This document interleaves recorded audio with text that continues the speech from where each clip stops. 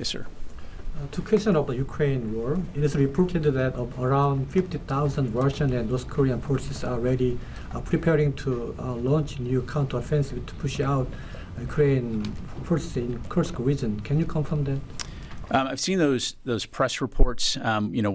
As we've talked about before, we see about 10,000, over 10,000 DPRK soldiers.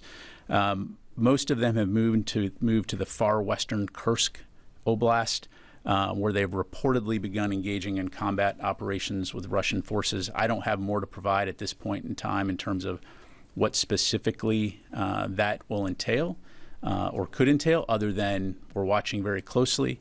You've heard us talk about the fact that Russian forces have trained these DPRK soldiers in artillery, UAV, basic infantry operations, all of which are skills that will be employed on the front line.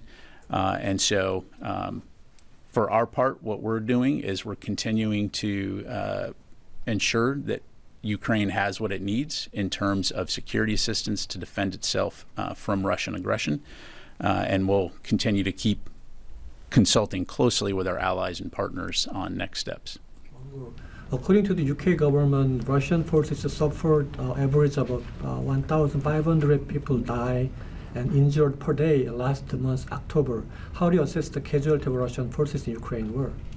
I think, what we've seen is upwards, and we've talked about this publicly before, upwards of 1,200, per month. Staggering casualties among Russian forces. So again, this is one reason why we assess that DPRK forces have been brought into this fight, is to help Russia make up for some of those losses. Again, we're going to continue to keep a close eye on this and consult closely with our allies and partners.